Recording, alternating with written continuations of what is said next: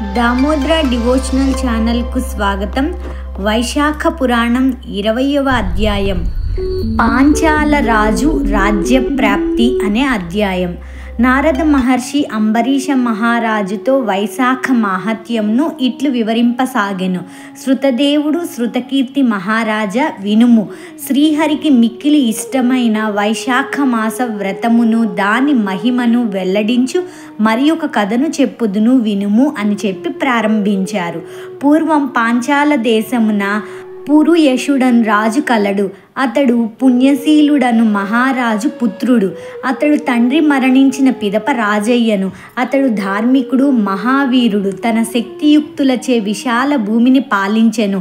పూర్వజన్మ దోషముచే అతడు కొంతకాలంనకు సంపదను కోల్పోయెను. వాని ఐశ్వర్యము, గజములు మున్నగు బలము నశించెను. వాని రాజ్యమున కరువు ఏర్పడెను. ఈ విధంగా వాని రాజ్యము కోశము బలహీనమై గజము మృంగిన వెలగపండు వలె సారహీనములయ్యెను. వాని బలహీనతను ఎరిగి వాని శత్రువులందరూ కలిసి దండెత్తి వచ్చిరి.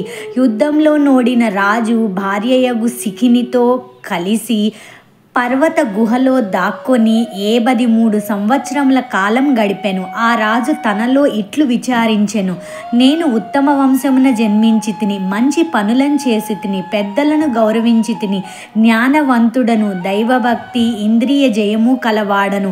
నా వారును నా వలనే సద్గుణవంతులు. నేనేమి పాపం చేసి తిని నాకిట్టి కష్టం కలిగినది? నేనిట్లు అడవిలో ఎంతకాలం ఉండవలేనో కదా అని విచారించి తన గురువులకు యాజుడు ఉపయాజకుడను గురువులను తలచుకొనెను. సర్వజ్ఞులకు వారిద్దరును రాజు స్మరించగానే వాని వద్దకు వచ్చిరి. రాజు వారిద్దరికీ నమస్కరించి యథాశక్తిగా ఉపచారములను చేసెను. వారిని సుఖాసీనులు కావించి దీనుడై వారి పాదముల యందు పడి, నాకిట్టి స్థితి ఎలా వచ్చెను? నాకు తరుణోపాయమును చెప్పుడని వారిని ప్రార్థించెను.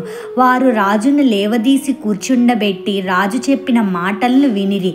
వాని మనోవేదనను గ్రహించిరి. క్షణకాలం ధ్యానమగ్నులై ఇట్లనిరి, రాజా, నీ దుఃఖమునకు కారణమును వినుము. నీవు గత జన్మలో క్రౌర్యము కలిగిన కిరాతకుడవు. నీ యందు ధర్మ ప్రవృత్తి కొంచెమైనను లేదు. సద్గుణములు ఏవీయును లేవు. శ్రీహరికి నమస్కరింపలేదు, శ్రీహరిని కీర్తింపలేదు, శ్రీహరి కథలను వినలేదు. గత జన్మమున నీవు సహ్య పర్వతమున కిరాతకుడివై ఉంటివి. అందరినీ బాధించుచు బాటసారులను దోచుకొనుచు నింద్యమగు జీవితమును గడుపుతూ ఉంటివి. నీవు గౌడ దేశముననున్న వారికి భయంకరుడివై ఉంటివి. ఇట్లు 5 సంవత్సరములు గడిచినవి. బాలురను, మృగములను, పక్షులను, బాటసారులను వధించుటచే నీకు సంతానం లేదు. నీకీ జన్మయందును సంతానం లేకపోవుటకును నీ పూర్వజన్మయే కారణము. నీ భార్య తప్ప నీకెవ్వరును అప్పుడునూ లేకుండిరి. అందరినీ పీడించుట చేతను, దానమన్నది లేకపోవుట చేతను నీవు దరిద్రుడుగా ఉంటివి. అప్పుడు అందరినీ భయపెట్టుటచే నీకిప్పుడు ఈ భయం కలిగెను. ఇతరులను నిర్దయంగా పీడించుటచే ఇప్పుడు నీ రాజ్యము శత్రువుల అధీనమైనది. ఇన్ని పాపములను చేసిన నీవు రాజకులమున పుట్టుటకు కారణమును వినుము. నీవు గౌడ దేశమున అడవిలో కిరాతకుడవై గత జన్మలో ఉండగా ధనవంతులకు 2 వైశ్యులు మరియు కర్షణుడను ముని నీ ఉన్న అడవిలో ప్రయాణించుచుండిరి. నీవు వారిని అడ్డగించి బాణమును ప్రయోగించి ఒక వైశ్యుణ్ణి చంపితివి. 2వ వైశ్యుణ్ణి చంపబోతివి. అతడును భయపడి ధనమును పొదరింట దాచి ప్రాణ రక్షణకై పారిపోయెను. కర్షణుడను మునియు నీకు భయపడి ఆ అడవిలో పరిగెత్తుచు ఎండకు దప్పికకు అలిసి మూర్ఛిల్లెను. నీవును కర్షణుణ్ణి సమీపించి వాని ముఖముపై నీటిని చల్లి ఆకులతో విసరి వానికి సేవ చేసి వానిని సేద తీర్చితివి.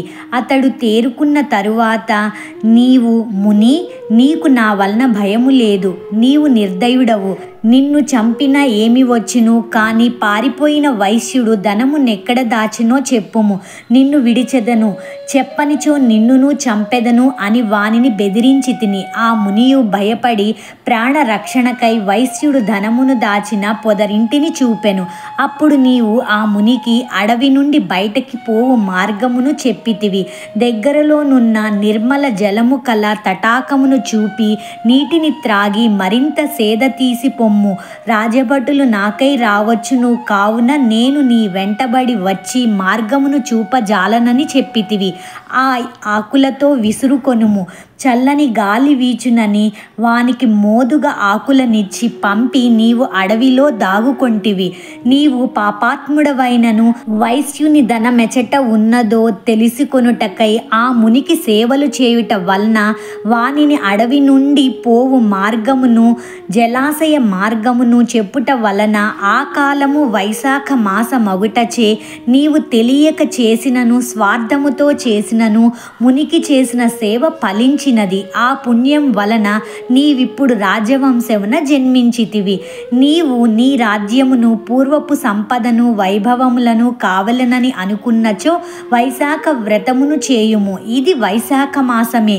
నీవు వైశాఖ శుద్ధ తదియందు ఒకసారి ఈనిన ఆవును దూడతో పాటు దానమిచ్చినచో నీ కష్టములు తీరును, గొడుగునిచ్చినా నీకు రాజ్యం చేకూరును.